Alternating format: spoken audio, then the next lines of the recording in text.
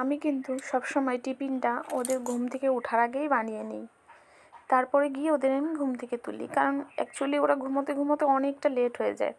কোনো দিন আমরা মোটামুটি 12টার আগে বিছানায় যেতে পারি না, তো 12টা বেজেই যায়। আবার সকালবেলা উঠতে হয়, তো স্কুল যেহেতু মর্নিং, তো সকালেই উঠতে হয় ওদের, তো ওদের খুব কষ্ট হয়ে যায়। ওই জন্য আমি একটু লেট করেই ওদের ঘুম থেকে উঠাই। ওদের 8:30টায় স্কুল যেতে হয়, তো আমি ওদের বেশিরভাগই 7:30টার আগে তুলি না। আমি যত সকালেই উঠি না কেন, ওদেরকে একটু লেট করেই উঠাই। কারণ কি, সব কিছুর সাথে সাথে বাচ্চাদের ঘুমটাও কিন্তু বহুত প্রয়োজন, যে কারণে আমি একটু ঘুমোতে দিই, সকালবেলা উঠাই না। আমার ছোটি মাঝে মাঝে উঠে চলে আসে, কিন্তু এখন দেখছি কয়েকদিন একদমই উঠছে না। সকালবেলা ঘুম থেকে তুলতে গিয়ে ও একদম উঠতে চাইছে না, জানি না কেন, এরকম কিন্তু করে না। যাই হোক, বাচ্চাদের তো চেঞ্জ হতেই থাকে মুড, তো ওই কারণে খুব সকালবেলা ঘুম থেকে উঠানো আমার খুব একটু কষ্ট হয়ে যায়। ওকে উঠতেই চায় না, জোর করে টেনে তুলতে হচ্ছে কয়েকদিন ধরেই। তো আজকেও টিফিন বানাচ্ছি ওদের জন্য।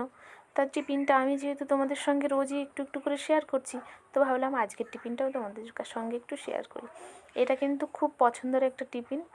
বাচ্চাদের বলতে আমার বড় মেয়ে অনেকবার খেয়েছে, কিন্তু ছোটিকে ফার্স্ট টাইম বানিয়ে দিচ্ছি এটা। ওকে এখনও বানিয়ে দিইনি। আর এটা যখনই বানাই না, তখনই আমার ভাইয়ের কথা খুব মনে পড়ে যায়।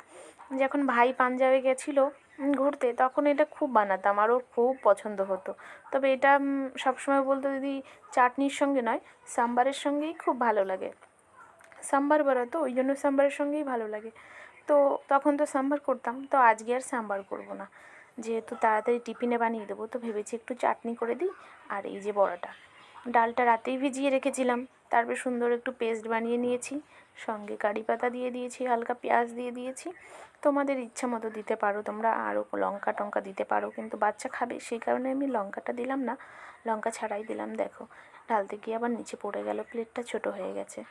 যাই হোক, আমার বানানো রেডি হয়ে গেছে, এখন চাটনিটাও পেস্ট করে নিয়েছি। এখন পালা টিফিন বক্সে দেওয়ার।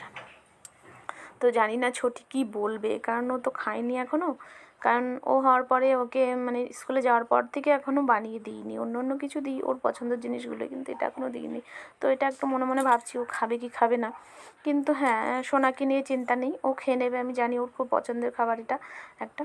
তো আর এইটা না, যতটা তুমি একটু লেট করে ভাজবে না, তত সুন্দর হয়। তো আমার এতটা টাইম ছিল না, যেহেতু তাড়াহুড়ো তাড়াহুড়ো থাকে সকালবেলাটা, তাড়াতাড়ি করে নিয়েছি।